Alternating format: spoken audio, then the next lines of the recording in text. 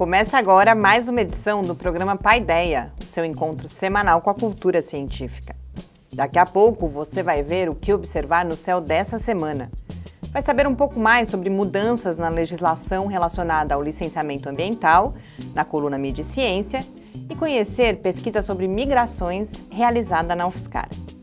Na entrevista a gente conversa sobre a Olimpíada Brasileira de Robótica, com Rafael Vidal Aroca, que é professor do Departamento de Engenharia Mecânica da UFSCar e coordenador nacional da Olimpíada.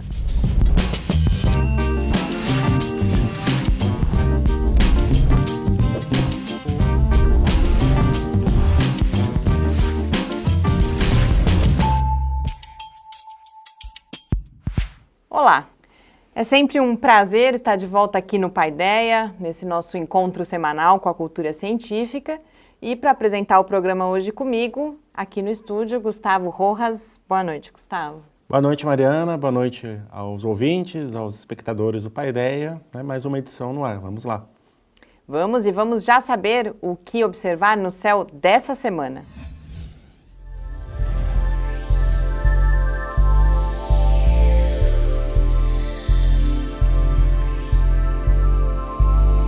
No início da noite, podemos observar o planeta Marte no horizonte oeste, na constelação de Touro.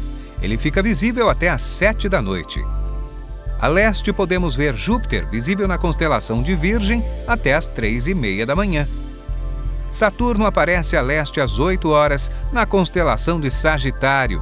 No sábado 13 de maio, a Lua estará ao lado do planeta dos Anéis. De madrugada, aparece Vênus no horizonte leste, na constelação de Peixes, a partir das 3h30 da manhã. Antes de amanhecer, dá para ver Mercúrio no horizonte leste, visível a partir das 5 da manhã, na constelação de Peixes. Nos últimos programas, temos falado de uma interessante região do céu, repleta de constelações que representam a água e seus animais. As constelações mais conhecidas dessa região são Peixes e o Peixe Austral. Mas temos mais duas outras constelações que também simbolizam peixes. Elas estão próximas ao Polo Sul Celeste.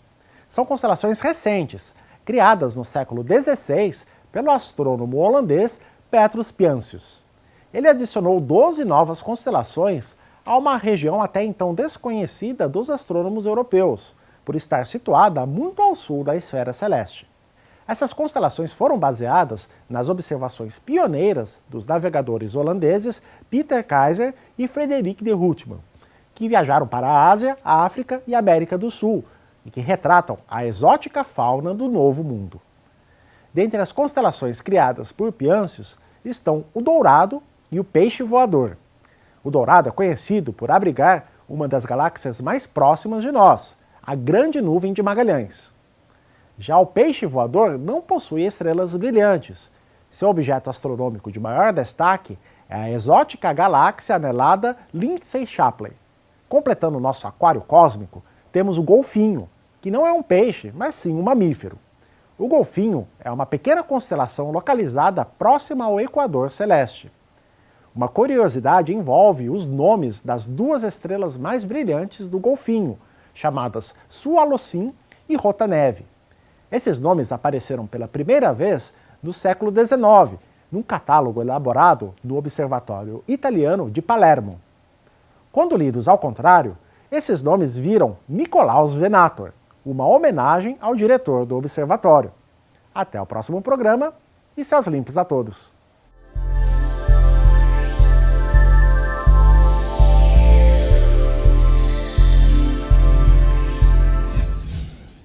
Continuamos com os 5 planetas visíveis no céu, mas eu acho que o curioso é esse conjunto de constelações das quais você falou de peixe, aquário que é conhecido, mas tem aí uma diversidade grande. Me chamou a atenção você falar que elas são recentes do século XVI, né? Parece que é longe, né, o século XVI, mas em termos de história das constelações é algo bem recente comparado com as constelações originais do Ptolomeu, que o Almagesto, que é o catálogo que ele elaborou aí por volta do século III, ele tem 48 constelações que contêm essas constelações do zodíaco, as constelações mais conhecidas. Só que como elas foram baseadas aí na cultura aí greco-romana, elas só atingem até uma certa faixa, né, de declinação, que é o equivalente à latitude celeste, ou seja, aquelas constelações que os povos aí da Europa, da Ásia conseguiam enxergar, né? Então só vai até uma certa faixa do céu do sul, né? Então que é mais ou menos onde está a constelação do Centauro, da Carina, da Vela. Daí até a região do Polo Sul Celeste era uma terra incógnita para os astrônomos. E só foi revelada quando os astrônomos, quando começaram a ter as grandes navegações. E a gente sabe que a astronomia teve um papel muito importante, né, nas grandes navegações, porque naquela época não tinha GPS, né, as bússolas eram pouco confiáveis, então realmente eles tinham que se orientar pelas estrelas e aí foi preciso mapear, né, essa região mais ao sul da esfera celeste. E então foram inventadas essas constelações, literalmente. Com bastante criatividade. Com bastante criatividade, né? É o que a gente sempre fala. Na verdade, essas são as constelações que a gente diz que são as oficiais, que são as reconhecidas pela União Astronômica Internacional, mas as constelações são, mais do que isso, uma construção cultural. Os nossos indígenas têm as constelações que representam, né, a fauna aqui do Brasil, a ema, o pavão e outros animais, mas os holandeses, né, o Frederik de Ultima e o outro navegador, eles retrataram animais que eles acharam muito exóticos, né, como o peixe dourado, o tucano, né, então tem peixes, tem aves, né, tem uma constelação do Índio, tem uma constelação que é muito engraçado o nome também, que é a da Montanha da Mesa, que é a Table Mountain lá da Cidade do Cabo, na África do Sul, ou seja, eles foram, né, botando no céu aquelas coisas que eles achavam marcantes nessas grandes viagens. E aí então tem os peixes, né? Então a gente tem um verdadeiro aquário e curiosamente eles estão... tudo na mesma região. Tudo ali em volta da constelação do aquário mesmo, né? Numa certa faixa do céu, até algumas pessoas chamam essa região de o mar ou o oceano celeste. E também tem os animais, os pássaros, né? Então, alguns anos atrás eu já fiz uns episódios do Céu da Semana falando dos pássaros celestes, né? Tem o tucano, tem o grou, tem a águia, né? Então tem um verdadeiro zoológico, aí acho que é bem divertido aí a gente ficar pesquisando, estudando essa história dessas constelações que são menos populares, né, do que aquelas que são mais conhecidas por todos. Acho que uma coisa que a gente já comentou algumas vezes no programa e que é importante, que é retomando algo que você acabou de falar, na verdade, que isso é uma construção cultural, não é que essas estrelas estão todas ali formando aqueles desenhos naquela mesma região, é algo que nessa experiência o ser humano vai criando. E eu queria que você falasse um pouco também para a astronomia, se esse elemento constelação, qual a importância que ele tem para a astronomia? Se ele é uma ferramenta também de localização, por exemplo? Com certeza, né? Porque na verdade as estrelas que formam as constelações, elas não estão próximas entre si no céu, né? Isso é um efeito de projeção, né? Você pode ter uma estrela que está aqui perto, outra que está mais afastada, só que a hora que a gente olha elas no plano do céu, elas parecem estar uma do lado da outra. Então, né, elas não são fisicamente ligadas, as estrelas também estão em movimento, então, né, uma constelação que está desse jeito agora pode mudar de figura daqui a muito tempo, mas é preciso botar uma certa ordem nas coisas. Então, essa que foi a intenção, né, da União Astronômica Internacional de delimitar, na verdade, as regiões do céu onde você tem, né, as constelações bem como se fossem fronteiras no mapa. Então, até hoje a gente usa isso, né, a astronomia como uma ciência muito, muito antiga, né, a gente acaba carregando os elementos históricos e então hoje nós temos 88 constelações que são aquelas que a gente usa para, né, conseguir se comunicar, para não ter oficiais, mas isso não, você pode criar a constelação que você quiser, é uma construção cultural. Se acontecer algum dia de ter um cataclisma e apagarem toda a nossa memória, com certeza o homem vai voltar a construir, reinventar, né, baseado naquilo que ele experimenta no seu cotidiano. Obrigada, Gustavo. E se você quiser rever não só este, mas todos os outros episódios do Céu da Semana, basta visitar o site do Lab, em www.lab.ufscar.br. E nessa semana, na coluna Mídia e Ciência, eu falo não sobre o que apareceu na mídia, mas sobre o que deixou de aparecer. Vamos conferir.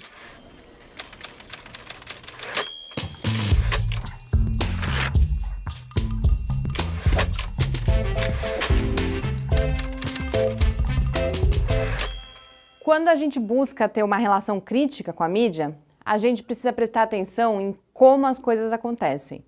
Mas tão importante quanto isso é a reflexão sobre aquilo que não é mostrado. No último dia 28, o jornal Valor Econômico publicou o texto Ruralistas e Indústria ameaçam licenciamento. A reportagem aborda o conflito entre propostas distintas para o que vem sendo chamado de Lei Geral de Licenciamento Ambiental.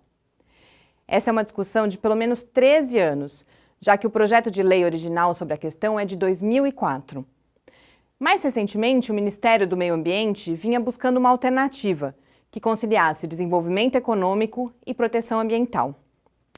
O que o Valor noticia é um substitutivo elaborado pelo deputado Mauro Pereira. A proposta de Mauro Pereira foi construída em diálogo com a bancada ruralista do Congresso, representantes da indústria e integrantes do governo federal sem compromisso com as questões ambientais. Essa proposta pode entrar em votação a qualquer momento, já que a matéria tramita em regime de urgência. O substitutivo tem muitas características preocupantes e, dentre elas, uma extensa lista de empreendimentos que não precisariam passar pelo processo de licenciamento. Antes do jornal Valor Econômico, já no dia 26, o blog do Planeta havia iniciado uma série de 3 matérias sobre a questão do licenciamento ambiental. Eu recomendo a leitura desses textos. Mas apesar da qualidade da cobertura no blog do Planeta e do Valor Econômico também ter falado do assunto, estas são ocorrências ínfimas diante da relevância do que está em debate. Por que, então, o assunto não tem ganhado destaque na mídia? Essa é uma questão importante de ser feita. Ela e outras ações são importantes, inclusive, para que a gente não seja pego de surpresa quando as mudanças já forem fato consumado. Para quem quiser se aprofundar, na versão escrita da coluna estão algumas dicas de outros textos sobre o assunto, inclusive uma nota de repúdio ao substitutivo de Mauro Pereira, assinada por quase 150 entidades. Antes da gente terminar, eu acho importante ponderar também que se de um lado a gente teve essa falta de atenção ao debate sobre o licenciamento ambiental, tivemos atenção total no caso da cobertura da Marcha pelo Clima.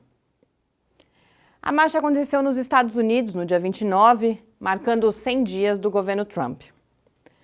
Ok, como a gente conversou na semana passada, o impacto de Trump é planetário e precisa estar em evidência. Mas será que os meios de comunicação que noticiaram a marcha com destaque não poderiam mesmo registrar algumas linhas sobre o debate do licenciamento ambiental que acontece aqui, no Brasil? A semana também teve destaque ao tema da má conduta científica. Quer saber por quê? Veja lá na coluna escrita no site do Lab. Boas leituras e uma ótima semana!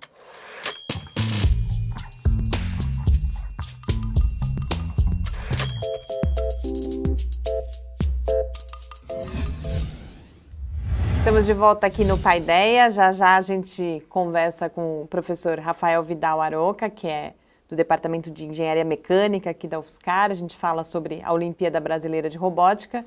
Mas antes eu vou adiantar um pouco a parte que a gente não aborda nessa versão em vídeo da coluna, mas eu espero que vocês leiam a coluna da mesma forma, que é, coincidentemente, teve 3 ocorrências aí de, pelo menos 3, né, 3 que eu vi, de textos que abordaram de alguma forma a má conduta científica. A gente teve no dia 3, se eu não me engano, a revista Science retratou um artigo que ganhou bastante visibilidade no ano passado, um artigo de 2 pesquisadores suecos sobre o impacto das micropartículas de plástico que existem nos oceanos sobre o desenvolvimento dos peixes. A mídia brasileira, inclusive, deu destaque para isso, e agora esse artigo foi retratado e já vem sendo considerado uma das grandes fraudes científicas aí dos últimos tempos, porque a suspeita, inclusive, a Science não fala isso explicitamente, mas em outros materiais que eu li, a suspeita é que boa parte dos experimentos que eles relatam no artigo, inclusive, não tenha sido realizada.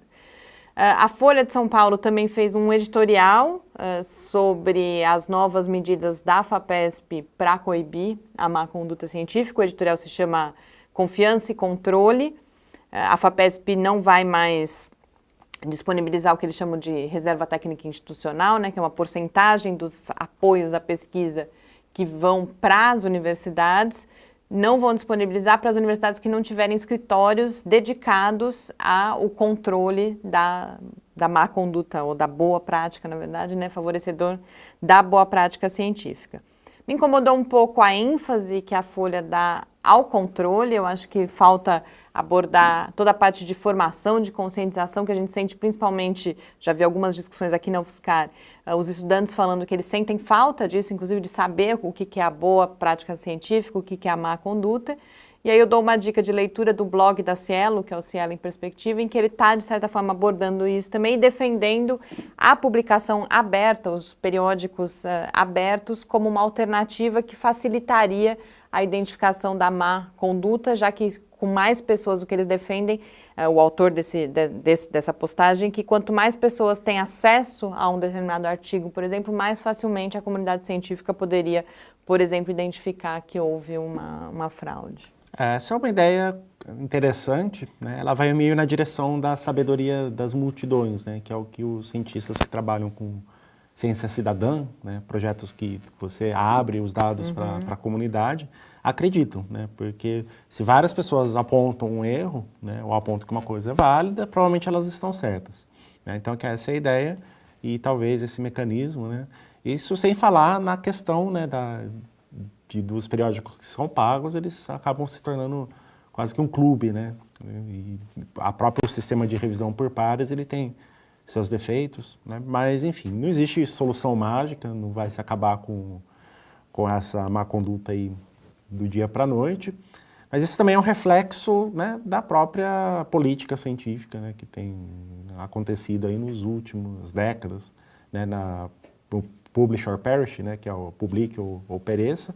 Então as pessoas se sentem pressionadas, né, realmente a conseguir publicar, né, muito, senão ela vai perder o seu financiamento. Está até acontecendo uma inversão, né, de como a ciência é feita, quando o cara oferece, submete o projeto, na verdade a pesquisa já está em andamento, né? Então, são, na verdade, situações que são reflexo do sistema atual, né? Mas essa é a tônica do ser humano, né? Os cientistas, acima de tudo, são seres humanos, né? A ciência é uma realização humana e as pessoas sempre vão tentar achar alguma maneira aí de tentar, não burlar as regras, né? Mas se existem regras, você pode usá-las, né, de uma maneira ou de outra, elas vão tentar achar esses atalhos, né? Infelizmente, a gente vê casos como esse da retratação do artigo, é uma coisa que eu lembro quando eu era estudante, a gente nunca ouvia falar nisso, começou a acontecer muito e cada vez mais. Os primeiros que eram retratados, a gente via que aconteciam com grupos, né, de países em desenvolvimento, né, chineses, indianos, e agora com os suecos, né? Então, isso, na verdade, é uma coisa que acontece, né, em vários locais e, né, vai acontecer novamente, e aí realmente temos que encontrar, né, maneiras aí de que isso não aconteça mais, e o que você falou foi muito importante também, que isso tem que estar presente na formação, né, na formação dos pesquisadores desde o início aí, né, da sua atividade, que é na universidade. E a gente, pensando na mídia, tem que tomar cuidado também, eu pensei isso quando eu estava lendo esses materiais, porque às vezes dá a impressão, a forma, quando começa a aparecer muito e a forma como é tratado, que a ciência como um todo, por exemplo, não é séria. Então eu acho que como na coluna a gente pensa muito essa questão da análise crítica, da leitura crítica, eu acho que isso é algo que a gente tem que ficar atento. Então tem esse lado da ciência, dos mecanismos que precisam ser construídos, mas a gente precisa tomar cuidado também para não ir para o outro extremo. Com certeza, porque ainda mais na situação que a gente está agora, né, que a gente tem várias... Precisa de apoio, né, à a ciência, né? a gente meio que vê como a tábua de salvação, e se você desqualifica isso, né, fica mais fácil de completar essa ação que está acontecendo. Bom, e para encerrar esse primeiro bloco do Paideia, a gente vai conhecer a pesquisa realizada pelo professor Igor José de Renan Machado, que é do Departamento de Ciências Sociais da UFSCar. Ele trabalha sobre o tema das migrações e deslocamentos humanos. E em seguida, a gente recebe aqui no estúdio do Paideia o professor Rafael Vidal Aroca, que é do Departamento de Engenharia Mecânica da UFSCar, e a gente vai conversar sobre a Olimpíada Brasileira de Robótica. Até já! Meu nome é Igor José de Renal Machado, eu sou professor aqui no Departamento de Ciências Sociais da UFSCar. Coordeno um laboratório de pesquisa sobre migrações, o nome é Laboratório de Estudos Migratórios, mas o nosso objetivo de fato, nosso objeto de fato, é estudar deslocamentos humanos, sejam eles de que dimensões forem. Então a gente estuda desde temas clássicos dos estudos de imigração, como, enfim, imigrantes, brasileiros no exterior, imigrantes brasileiros em Portugal, etc. Ou imigrantes italianos no Brasil, descendentes de imigrantes italianos no Brasil, japoneses no Brasil, até outros assuntos menos clássicos, mas que envolvem deslocamento de pessoas, como, por exemplo, deslocados urbanos por conta de remoção de favelas, por conta de, enfim, invasões e coisas do gênero. Esse amplo leque de pesquisas nos levou a outras preocupações, digamos assim. Em como um objeto geral a gente se preocupa com o deslocamento das pessoas, em termos de temáticas de pesquisas, o que nos interessa ver naquilo que se refere ao deslocamento das pessoas tem a ver com determinadas preocupações que foram se consolidando através do tempo e da consolidação dos grupos dentro do laboratório.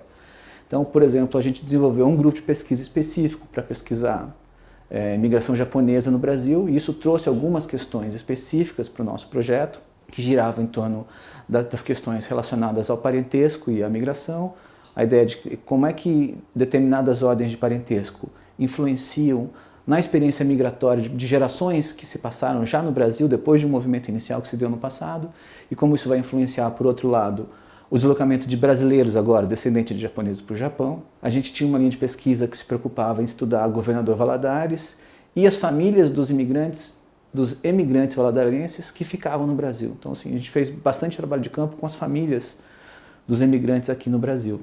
Isso também nos levou a questões sobre, enfim, parentesco, que parece ser um problema ou uma questão que está sempre ligada à história dos deslocamentos. Então, a gente desenvolveu um grande projeto sobre parentesco e imigração, que foi um projeto que juntou essas duas pernas dentro do laboratório durante algum tempo e resultou num livro que foi publicado o ano passado pela UFSCar, que se chama Parentesco e Deslocamentos. Para além disso, algumas outras questões vão aparecendo, não é? Agora, em termos de objeto, a gente está estudando, um grupo de alunos está desenvolvendo pesquisa sobre refugiados no Brasil. Então, agora um novo grupo de pesquisa dentro do laboratório está se dedicando ao estudo de refugiados, principalmente na cidade de São Paulo. Então, refugiados congoleses, refugiados, enfim, sírios e refugiados colombianos na cidade de São Paulo. Quando a gente olha para os refugiados, as questões mais importantes em termos de interesse, de pesquisa, estão colocadas em torno da construção de espacialidades diferentes em relação a cada um desses fluxos e da forma como eles enfrentam uma certa burocracia do refúgio, que a gente poderia chamar de uma espécie de ecossistema do refúgio de forma geral. Portanto, assim, de forma geral, a gente tem um laboratório que tem um tema amplo e ele vai condensando algumas preocupações de pesquisas, isso junta alguns alunos em torno delas, dessa condensação, e a gente produz, em geral, um conjunto de trabalhos que resulta, em geral, num livro. A gente já publicou alguns livros sobre japoneses, sobre parentesco, imigração, e provavelmente um dos projetos agora é publicar um sobre refugiados e imigração. Para além disso, uma preocupação com a diferença e com o fato de que o deslocamento produz diferença, produz pessoas que vivem de formas diferentes e produz na vida das pessoas modificações. A gente tem uma preocupação intensa também em pensar a questão da diferença no seio dos deslocamentos. E essa é uma questão que perpassa todos os nossos trabalhos de forma horizontal e, digamos, é assim, a questão mais importante em termos teóricos na produção do nosso grupo. Assim, como é que a gente pensa no mundo contemporâneo a relação entre os deslocamentos e a produção de diferenças, principalmente no momento em que, enfim, racismos, preconceitos e barreiras ao deslocamento das pessoas são levantadas em todos os lugares, na Europa, nos Estados Unidos ou mesmo no Brasil, onde nesse momento a gente discute uma nova lei de imigração que tem sérios problemas. Estamos de volta aqui no Paideia e já com a presença aqui no estúdio do professor Rafael Vidal Aroca. O Rafael, ele é professor do Departamento de Engenharia Mecânica aqui da UFSCar e, nesse ano, coordenador nacional da Olimpíada Brasileira de Robótica, que é o assunto principal da nossa conversa de hoje. Rafael, muito obrigada por você ter aceito o convite. Vai ser um prazer a gente poder aqui no Paideia falar um pouco sobre robótica e sobre a Olimpíada. A gente agradece o convite, é um prazer estar aqui contando um pouquinho sobre a Olimpíada Brasileira de Robótica, OBR. Antes da gente falar especificamente da Olimpíada, eu queria que você falasse da sua relação com a robótica, de onde que ela surge. Eu vi na sua trajetória acadêmica que no doutorado você faz um trabalho com uma plataforma de baixo custo, já relaciona a robótica com a educação. É nesse momento que isso surge? Como que você se relacionou ao longo da sua vida com a robótica? Como surge esse interesse? Essa pergunta é bem inesperada, mas eu, na verdade, comecei a programar computadores com 7 anos de idade e com 12, 13 anos comecei a ter interesse em fazer pequenos robôs em casa com sucata. E parece que isso moldou meio que minha carreira, tanto profissional quanto acadêmica. E a minha relação com robótica educacional, né, que é o uso da robótica para melhorar a educação, foi muito engraçada, até acidental de certa forma, porque enquanto eu fazia doutorado, num assunto completamente diferente, eu trabalhei com o pessoal dessa área e a gente publicou muitos artigos e fez vários trabalhos de extensão, e no tema do meu doutorado eu não conseguia publicar. E o meu orientador falou, você não quer mudar o tema do seu doutorado de robótica educacional, já que você tem artigo publicado, etc. Foi até o que o Gustavo estava falando, né, do publicar ou perecer, né? O pessoal cobra independente do que você está fazendo, né? Já aproveitou, né? Pois é, então foi engraçado. E o doutorado, assim, não sei se eu posso me estender um pouco, era um doutorado bem interessante.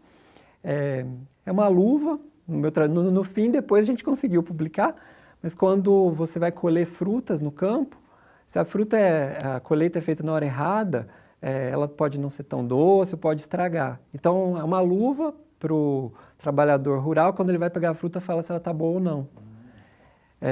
Podia atingir isso no mercado também, né? Pois é, não, no fim a gente patenteou isso aqui pela agência de inovação, etc., publicou artigo.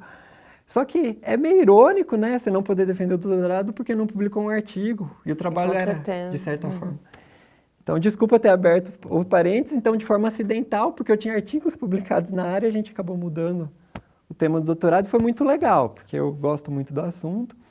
Então, o professor Luiz Marcos, né, foi meu orientador de doutorado da Universidade Federal de Natal, lá no Rio Grande do Norte, e aí a gente começou a trabalhar com plataformas robóticas de baixo custo, né, porque hoje um kit de robótica educacional custa caro, né, então nem todo mundo tem acesso. E aí surgiu um convite de um professor de Berkeley para desenvolver uma plataforma robótica de baixo custo, né? Depois foi criada uma competição, né, de quem fazia um robô de $10 para usar na África, né? Essa foi a motivação. E meu doutorado acabou se encaixando nesse tema, que era fazer um robô de $10 para a educação. E aí foi dessa forma que surgiu. E aí eu conheci o pessoal que trabalha na organização do OBR, isso em 2010, e acabei me envolvendo, de certa forma, é um projeto super legal, né, super relevante para a sociedade, para o ensino fundamental e médio. Queria que você falasse um pouco agora, então, sobre esses objetivos da Olimpíada e comentando essa associação entre robótica e educação. Por que se vê esse potencial na robótica de contribuir para a melhoria da educação? E onde entra a Olimpíada nesse cenário? Tá.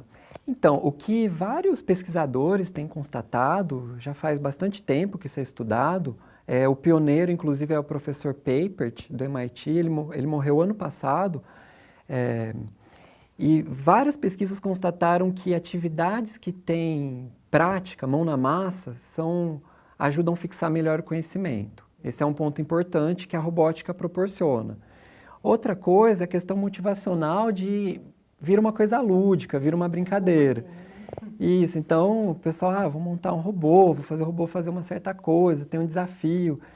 Então, tem um elemento de motivação bem interessante e uma questão também multidisciplinar muito grande. Então, é impressionante o número de áreas, de assuntos que a gente consegue abordar. Então, a gente consegue dar aula de geografia com robótica. Então, vamos colocar o robô em cima do mapa do Brasil e o robô tem que ir para o norte, para o sul, qual a latitude, longitude. Então, pode dar uma aula de geografia, de matemática é muito comum, estudar ângulos, formas geométricas, trajetória do robô. Alguns kits de robótica são programados em português, você precisa escrever por favor, obrigado, você precisa escrever com a acentuação correta, então exercita português também. Inglês também é bem natural, né? Então, diversas disciplinas, né, que a gente pode ensinar com uma brincadeira que o robô é o elemento ali agregador e motivador. Tá? Então, várias escolas já estão fazendo esse tipo de projeto. E a UBR, né, a Olimpíada Brasileira de Robótica, tem a proposta de incentivar isso no Brasil, né? E o que a gente observou, né, ao longo, a UBR fez 10 anos, o ano passado, o que a gente observou ao longo desse tempo é que os alunos que participam de projetos que têm robótica ficam mais colaborativos, trabalham melhor em equipe, aumenta a resiliência. Então, isso é uma coisa que a gente vê que é relevante. A capacidade de persistir, tentar várias vezes, tentar resolver o problema, tentar buscar soluções criativas. Então, tem uma série de fatores, né? A gente tem até relato de escola que reduziu a violência. Não era o objetivo, não foi feito para isso, mas os professores relataram que eles colocaram um projeto de robótica para alunos que tinham eram um pouco mais agressivos, digamos assim. E hoje eles são alunos assim, orgulhosos. Eu sou da equipe de robótica da escola, e aí eles falam, o que eu posso ajudar na escola? Eu posso ajudar a melhorar uma coisa na minha escola? Então mudou a postura dos alunos. E claro, a gente não falou também, tem todo o aprendizado, né? Aprendizado de programação. A gente tem visto grandes autoridades, né? Bill Gates, o fundador do Facebook, lá, o Mark Zuckerberg, dizendo que é fundamental que se ensine crianças a programar hoje em dia.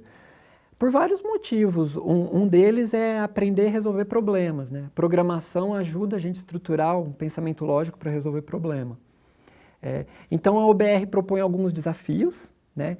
É uma missão de resgatar vítimas. Tá? A gente simula... É sempre assim ou esse ano esse é o desafio? Essa é uma dúvida que eu fiquei.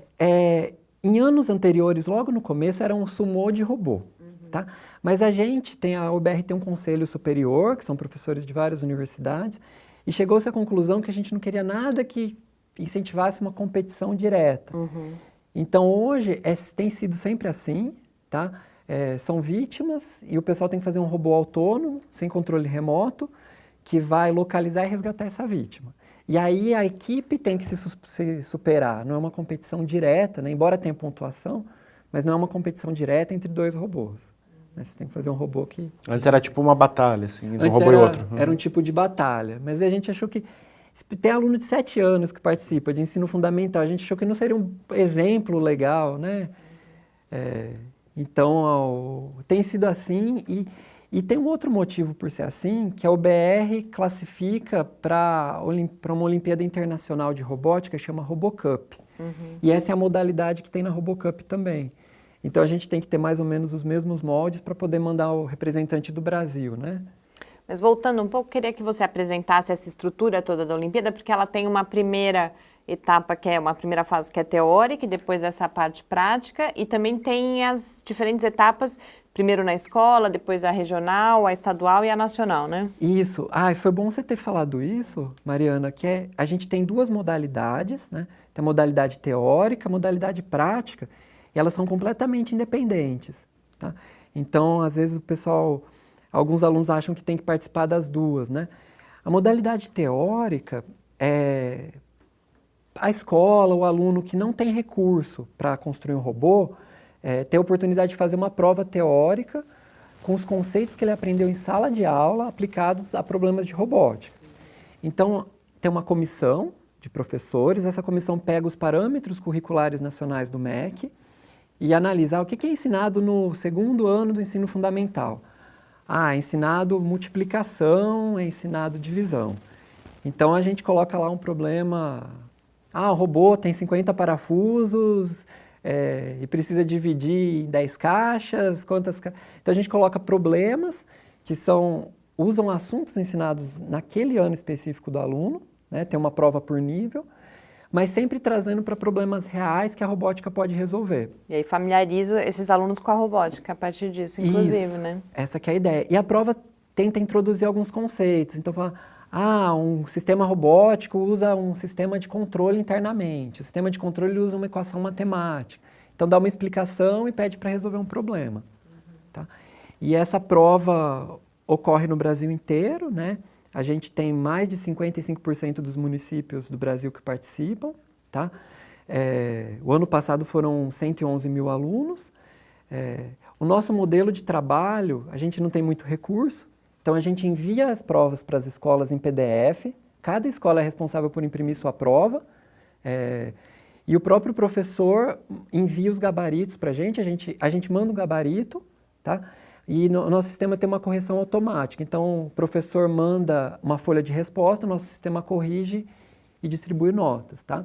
E aí a gente tem um processo de mandar medalha para todas as escolas. Então o melhor aluno de cada escola do Brasil ganha medalha, e aí tem notas nacionais, conforme a classificação nacional a gente também distribui medalhas. E a parte ela é seletiva para a parte prática? Não, elas são Não. interdependentes. E como que, para participar porque aí na parte prática precisa ter alguns recursos e já precisa ter algum conhecimento de robótica, tem atividades preparatórias, como que é esse processo para a parte prática da Olimpíada? A parte prática precisa ter algum conhecimento, que a gente vê que quem tem disposição, normalmente o pessoal tem, é possível aprender o que é necessário, tá? E dentro do tempo, né? Entre as inscrições e os eventos. E o que a gente vê é que várias instituições organizam cursos preparatórios, tá? Então, a própria professora Roseli, aqui da USP de São Carlos, colega nossa, organiza um curso preparatório, que vem gente do estado todo. Mas em outros estados, tem outras instituições que organizam. De qualquer forma, a UBR não dá esse curso, a gente não tem recurso. O que a UBR faz é definir as regras dos eventos e a gente conta com um coordenador estadual em cada estado para realizar o evento no estado. Tá?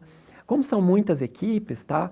A gente ainda não fechou as inscrições esse ano, mas o ano passado foram 3.000 equipes. Então a gente precisa dividir essas equipes em etapas regionais, estadual e depois uma final nacional, né? E aí basicamente as equipes são distribuídas de acordo com região, né? Então a gente tenta alocar regionais o mais próximo possível, né? A gente tem mais ou menos 60 etapas regionais, e nessas etapas regionais o pessoal tem o nível 1 e o nível 2, nível 1 ensino fundamental, nível 2 ensino médio ou técnico, e o pessoal leva todos os tipos de robô que a gente pode imaginar. Tem robôs feitos de sucata, tem robôs extremamente sofisticados, né, que o pessoal... Mas isso é uma escolha das equipes? É uma escolha das equipes. Eles podem fazer... A única regra que a gente impõe é que o robô seja feito pelos alunos. Uhum. Então, tem aluno que faz robô com R$100, tem aluno que gasta R$2.000 para fazer o robô e usa equipamentos super sofisticados. Uhum. Tá? Tem gente que usa câmera para reconhecer a vítima, tem gente que tem uma solução mais criativa, coloca um fiozinho, a hora que o fiozinho encosta na vítima, que ela é condutora, né? Ela é revestida de papel alumínio, aí ela conduziu a eletricidade e localizou a vítima. Tá? Então tem várias formas, né, de resolver o problema, e essa que é a ideia, que os alunos exercitem a criatividade. E as inscrições, elas ainda estão abertas, vão até o dia 20. Como que acontece a inscrição? É o aluno que se inscreve, a escola, o professor? Para quem estiver interessado, como ainda dá para participar, né, da Olimpíada Brasileira de Robótica? Isso, com certeza, dá. As inscrições estão abertas até o dia 20 de maio, tá? A gente tem lá no site da UBR, www.obr.org.br, tem um link para as inscrições. As inscrições são feitas num software que a gente desenvolveu, que se chama Sistema Olimpo, tá? É um software para gerenciar a Olimpíada, porque vocês imaginam o trabalho que dá com o número de participantes, senão a gente precisa automatizar muita coisa. Então esse software automatiza toda a parte de inscrições e várias outras coisas, e lá o professor, tá, pode inscrever a escola, e na inscrição da escola ele inscreve os alunos, tá? Então um professor pode inscrever várias escolas e pode inscrever várias equipes. Então, cada escola pode ter quantas equipes quiser, tá? E a escola também pode ter vários professores, cada professor com vários alunos ou equipes. Tá? O que é importante é que a inscrição seja feita no sistema, porque pelo sistema a gente emite certificado para todos os participantes, envia medalha, etc. Tá? Se a gente não tem inscrição, a gente não tem a formalização da inscrição, depois não consegue, né, emitir certificado, medalha, etc. Rafael, pode ter então uma equipe com um aluno só? Com um aluno não pode. Qual que é o mínimo? É de 2 a 4 alunos. De 2 a 4 alunos por equipe, e a partir de que faixa etária? Você disse que tem níveis? Tem quantos... níveis. Tem um nível fundamental, que é aluno de 7 anos até... aluno que está cursando ensino fundamental até 12, 13 anos. Ensino médio, alunos do ensino médio até 18 anos. Aí a gente, mais que 18 anos, a gente então não são tá 2 permitindo. níveis. São 2 níveis. E você estava falando dessa questão dos diferentes custos e de que algumas escolas no Brasil já têm desenvolvido atividades de robótica. Você tem como falar um pouco e avaliar em escola pública, escola privada, como que isso está acontecendo e a própria participação na Olimpíada, quando você falava, por exemplo, tem aluno que faz com sucata e tem aluno que gasta R$2.000. As pessoas precisam se preocupar com isso, com o custo de fazer o robô, ou é uma questão muito mais de criatividade? É uma questão muito mais de criatividade. Às vezes a gente vê que certas escolas já criaram uma cultura de participar do OBR, né? São escolas que todo ano a gente encontra, conhece, e é uma coisa assim institucional.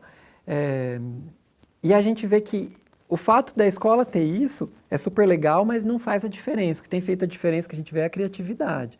Então, às vezes o pessoal compra o melhor kit, tem os melhores recursos, etc., mas não consegue o desempenho de alguém que teve uma solução mais criativa.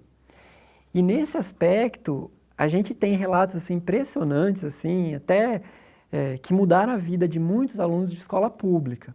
Tá? E o que a gente tem visto nos últimos anos é as escolas públicas, especialmente do Nordeste, fazendo uma diferença impressionante nos resultados. E aí a gente vai analisar, o governo decidiu investir mais em educação, formar melhor os professores, dar mais recursos. Então a gente tem escolas, por exemplo, do Recife, que têm sido campeões já faz 2 anos, representando o Brasil na Alemanha, no Japão.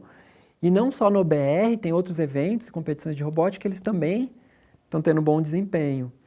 E a gente conversa com esses alunos, às vezes são alunos de famílias humildes, etc., alguns falam, eu nem queria terminar o ensino médio, agora eu quero fazer curso técnico, quero fazer universidade. Então a gente vê que, primeira coisa, os alunos veem que robótica não é uma coisa do outro mundo. A robótica, automação, tecnologia, que eles podem fazer um robô inteligente, autônomo, sem controle remoto, e que eles podem fazer outras soluções, podem desenvolver outras coisas. E aí a gente tem recebido relatos que realmente os alunos estão mudando atitude, postura, agora querem fazer curso técnicos que não queriam, querem ir para a universidade. Então a gente tem visto um impacto bem legal nas escolas públicas, tá? Talvez nas escolas particulares não faça tanta diferença. Já teriam acesso a coisas similares, né? Exatamente, mas participam muito, tá? Interessante, a OBR, 50% dos municípios brasileiros, mais ou menos 50% de escolas públicas e privadas, e mais ou menos 50%, 45% meninas e 55% meninos, então, tudo mais ou menos equilibrado. Conta pra gente um pouco, você disse que dos alunos que vão para a Alemanha, para o Japão, como que o Brasil se compara com os outros países que participam dessas competições, se tem ações parecidas nos países, não sei se você acompanha os alunos, né, que vão para as internacionais. A gente acompanha um pouco, todo país tem alguma coisa, algum tipo de evento similar ao BR, né?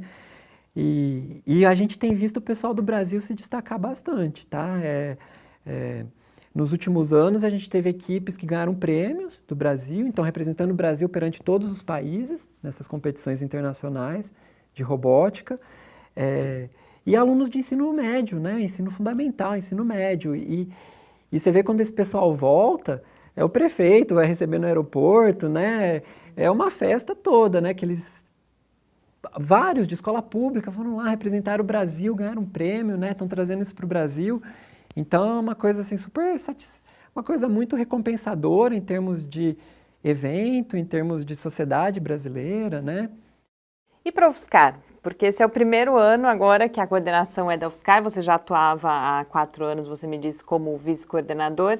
Qual a importância que você atribui à UFSCar ser a coordenadora nacional? O que vem para a universidade? Eu imagino, por exemplo, que talvez os seus estudantes aqui na universidade acabem se envolvendo com a temática ou com a Olimpíada. Então, como se avalia essa oportunidade da UFSCar ser a coordenadora nacional e se envolver tão intensamente através da sua coordenação com a Olimpíada Brasileira de Robótica? Uma coisa que eu acho que é super interessante é que a UFSCar é uma universidade que sempre teve uma tradição de projetos de extensão, né? Então, é uma característica que a gente fala muito, né? Que a UFSCar tem muito contato e projetos com a comunidade, né? Então, acho que isso soma, né, bastante nessa linha de trabalho da UFSCar. E a gente vê que muita gente que estuda na UFSCar quer colaborar. Então, o pessoal da computação, da elétrica, da mecânica, fala, eu quero ser juiz, eu quero ir para o evento, eu quero ajudar, e o pessoal faz isso com o maior prazer. Uma outra coisa que eu vi no site é que é possível ser voluntário da Olimpíada Brasileira de Robótica, isso, né? A gente precisa muito de voluntários, porque, por exemplo, num evento regional, a gente tem 30, 40 juízes. Normalmente, juiz é ou alguém que já tem um pouco de experiência, então a gente convida, tem vários alunos de graduação que colaboram, então fica o convite para quem quiser ser voluntário, faz a diferença para o evento, né? E na UFSCar formou uma comunidade disposta a ajudar, super legal. A nossa vice-coordenadora atual é a professora Tatiana, também da UFSCar, né? Do Departamento de Engenharia Elétrica. Ela tem uma equipe de alunos trabalhando com robótica para escolas públicas, inclusive. Tá? O professor Osmar, também, da Engenharia Elétrica, eles dão aulas de robótica em escolas públicas de São Carlos. Tá? Então, a gente vê que vai formando um ecossistema, né? E vai ajudando todo mundo. Um dia esse pessoal... A gente já tem alunos na UFSCar, isso eu achei sensacional, que foram participantes da UBR. Então, vários alunos vieram procurar a gente e falou, eu participei do UBR e decidi que eu queria fazer um curso de exatas e agora eu estou aqui, queria... É super legal, a gente vê que, de alguma forma, ajudou a decidir ou não, né? A gente conhece o pessoal da medicina que fala, participei do UBR. Vi que não era isso. Vi que eu queria fazer medicina. Ajudou. Sem dúvida nenhuma. Rafael, deixa eu fazer uma pergunta meio complicada, que é a questão do apoio financeiro, né? Porque nos últimos anos, né, na Olimpíada Brasileira de Astronomia, que eu participo também como coordenador, os recursos estão cada vez menores, né? Como que a UBR está lidando com essa situação? Se vocês têm procurado outros tipos de fontes de recursos, que eu imagino que essa temática seja bastante interessante a empresas, né? Então, conta pra gente um pouco. Tá. É legal você ter falado isso, Gustavo, acho que é uma dificuldade de todas as Olimpíadas científicas hoje, né? A gente tem um apoio do CNPq, pelo edital de Olimpíadas Científicas, que todo ano tem diminuído, tá? Esse ano, eu até acho que a UBR é uma Olimpíada assim, barata, digamos. Esse ano a gente tem um orçamento de R$160 mil para comprar 7 mil medalhas, realizar todos os eventos. A gente conta muito com voluntário, apoio, etc. Então, assim, só de correio e medalha, acho que o Gustavo sabe melhor que eu, que a OBA distribui bem mais medalha, né? Mas a gente gasta 80, 90 mil reais só de medalha e correio. E a gente ainda tem secretária, né? Tem que pagar a secretaria, etc. O que a UBR tem de atrativo para a empresa é que realmente, se uma empresa apoia a UBR, ela pode acabar divulgando o seu kit, né? Então, a gente tem uma proposta de patrocínio que a gente está procurando bastante apoio, mas as empresas estão muito receosas esse ano. Então, empresas que já patrocinaram a UBR, esse ano estão um pouco mais preocupadas, só que não estão com muito recurso, etc. Então, a gente está tentando fazer as coisas com o menor custo possível. E ainda buscando apoio, ainda não conseguimos. Tá? Hoje o que a gente tem é o apoio do governo federal, via CNPq, Ministério da Ciência e Tecnologia. Não sei se eu devo fazer essa crítica, mas nos outros editais o MEC apoiava. Esse ano o MEC não está apoiando, né? O MEC não está entrando com contrapartida nesse edital. Mas a gente tem a esperança de conseguir fazer o evento acontecer com sucesso, porque tem muita gente que se empolga e ajuda, digamos, pelo amor, digamos assim, como é o caso da OBA e das outras Olimpíadas também, né? O nosso tempo, infelizmente, acabou. Queria principalmente nesse contexto todo, parabenizar você, toda a sua equipe e agradecer muitíssimo essa oportunidade da gente conversar sobre a Olimpíada Brasileira de Robótica aqui no Paideia. Foi um prazer enorme estar aqui, agradeço muito o convite, a gente torce para que todos possam participar e ficamos à disposição aí como organização do OBR se alguma equipe precisar. Obrigado. E quem quiser, então, ainda dá tempo de se inscrever até o dia 20 de maio, dá para participar como voluntário, apoiar as empresas também. As informações estão no site da Olimpíada Brasileira de Robótica, que é o www.obr.org.br. E esse Paideia fica por aqui. A gente volta na próxima terça-feira, às 6h. E você pode acompanhar o programa, o Lab, no Facebook, no Twitter, ou falar com a gente pelo e-mail cliqueciência@ufscar.br. Boa noite.